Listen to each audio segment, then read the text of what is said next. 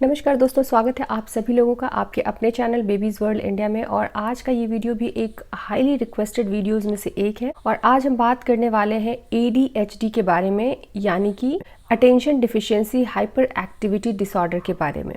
ऐसा नहीं है कि ये कोई नई चीज़ है, काफ़ी टाइम से इससे बच्चे प्रभावित होते रहे हैं। लेवल ऑफ डिग्री डिफरेंट हो सकती है, लेकिन अब जो है इस बारे में खुल के बात होती है, अवेयरनेस लोगों में ज़्यादा हो रही है, तो सही ट्रीटमेंट इसका लोग ले पा रहे हैं, बच्चों को सही समय पे इसका ट्रीटमेंट दे पा रहे हैं।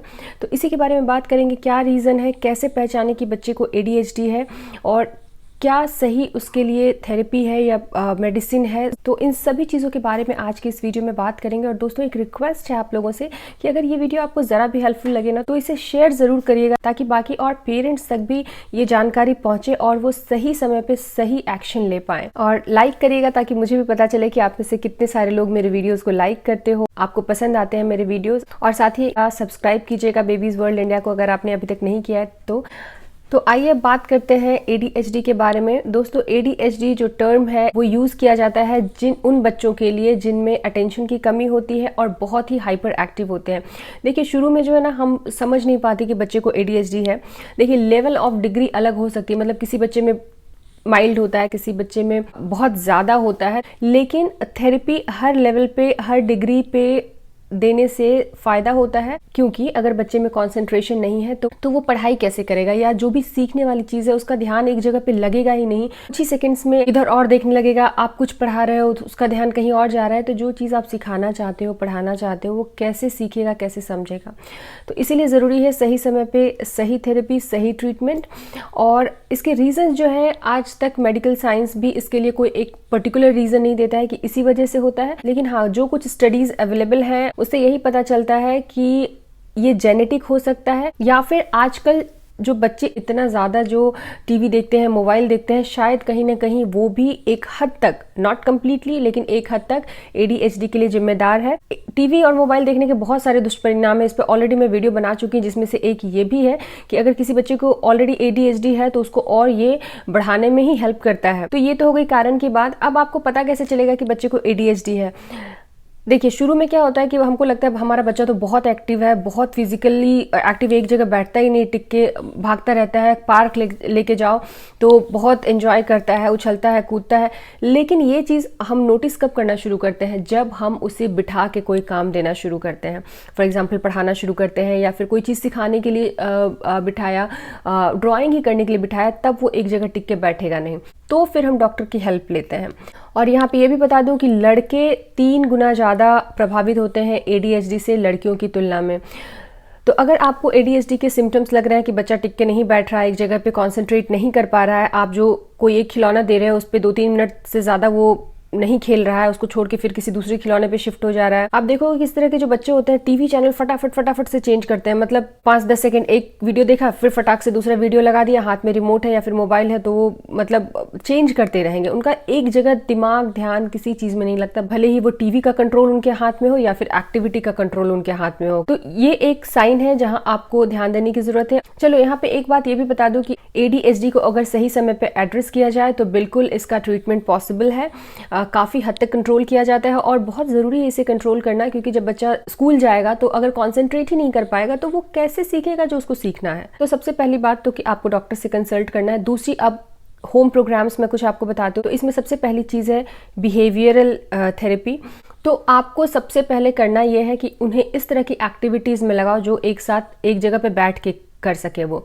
अब आप उन्हें पढ़ने के लिए दोगे तो पढ़ने में तो कोई मन किसी का बच्चे का लगता नहीं है, तो वो क्यों करेगा? तो इस तरह की एक्टिविटी में उसको इन्वॉल्व करिए जो कि जिसमें कि उसको मज़ा आता हो। बहुत सारे बच्चों को ड्राइंग करने में मज़ा आता है, बहुत सारे बच्चों को वाटर पेंट करने में मज़ा आता है, ड्राइंग करने में मज़ा आता है। तो इस तरह की एक्टिविटी दें और साथ में आप भी बैठें। ऐसा नहीं कि बच्चे को होमवर्क दे दिया और हम चले गए अपना होमवर्क करने के लिए, अपना काम करने के लिए। नहीं, बच्चे के साथ आप भी बैठिए। हो सकता है शुरू में बच्चा 3 मिनट, 4 मिनट, 5 मिनट बैठ के भाग जाए, भागना चाहे, चिड़चिड़ करने लगे, लेकिन हाँ, 5 मिनट ही बच्चा बैठे, सही, ओके। फिर 1 घंटे 2 घंटे के बाद फिर लेके बैठिए। इसी तरह से आप घर पे उन्हें इस बिहेवियर की थेरेपी दे सकते हो। तो कुछ एक्टिविटीज़ बता रही हूँ, जैसे कि वेजिटेबल कट करना। बच्चों को बहुत मज़ा आता है, जो काम हम करते हैं किचन में उनको उसमें ज़्यादा इंटरेस्ट आता है, तो बच्चे को वेजिटेबल काटने में लगाइए, सब्जियां धोने में लगाइए अपने साथ। प्ले डो की एक्टिविटी करिए, साथ में बैठ के प्ले डो से ABCD भी बनाई जा सकती है, मतलब किसी भी तरह के अल्फ़ाबेट्स आप बनवा सकते हो, नंबर्स बनवा सकते हो। तो ये तो एक एकेडमिक चीज़ हो गई, लेकिन इसके अलावा बहुत तरह के फ्रेम्स आते हैं उसके साथ। कुछ प्ले डो और उसके जो फ्रेम्स आते हैं, जैसे आइसक्रीम बनाना, शेप्स बनाना, तो उनके लिंक्स मैं देखती हूँ, इस वीडियो के नीचे डाल दूंगी। जो भी बेस्ट पॉसिबल चीज़ें होंगी घर में होम थेरेपी देने के लिए ADHD में, मैं उन सभी चीज़ों के लिंक डाल दूँगी। और बुक्स के लिंक्स तो ऑलरेडी मैं हर वीडियोज़ में आपके साथ शेयर करती आ रही हूँ, तो वो भी डाल दूंगी। अच्छा, एक और चीज़ है काइनेटिक सैंड। काइनेटिक सैंड से भी बहुत तरह की क्रिएटिव चीज़ें बनाई जा सकती हैं। फाइन मोटर स्किल के लिए भी अच्छा है और बैठ के एक जगह काम करने के लिए भी। ध्यान रखिएगा, चूंकि बच्चे को कॉन्सेंट्रेशन की प्रॉब्लम है, तो हो सकता है कि आप उसको ऐसे ही काइनेटिक सैंड दे दोगे तो वो नहीं बैठेगा, भाग जाएगा। आपको साथ में बैठना पड़ेगा। जो भी एक्टिविटी मैं बता रही हूँ, आपको साथ में बैठना पड़ेगा। कुछ बच्चों को पजल्स में मज़ा आता है। पजल्स में भी बहुत तरह के पजल्स आते हैं। फ्लोर पजल आता है, तो पहले छोटे छोटे पजल्स ला के दीजिए। वॉक पे लेके जाइए। वॉक पे ले जाना ना बहुत हेल्प करता है बहुत सारी चीज़ों में, स्पीच थेरेपी में, इंटरेक्शन में, बच्चे से बात करने में, और ADHD में भी। और हाँ, ये भी बता दूँ, ऐसा नहीं है कि आज आप करेंगे, एक हफ्ते के बाद देखेंगे अरे कोई रिजल्ट नहीं है। इसमें ना प्रोग्रेस मिलती है, सक्सेस मिलता है, लेकिन वक्त लेता है। मेडिटेशन बहुत हेल्प करता है। तो अगर बच्चा बहुत छोटा है तो वो योगा या मेडिटेशन का मतलब नहीं समझेगा, लेकिन हाँ, अगर आप सुबह सुबह 10 मिनट भी योगा करने बैठोगे, मेडिटेशन में बैठोगे, उसे भी कॉपी करने के लिए बोलो।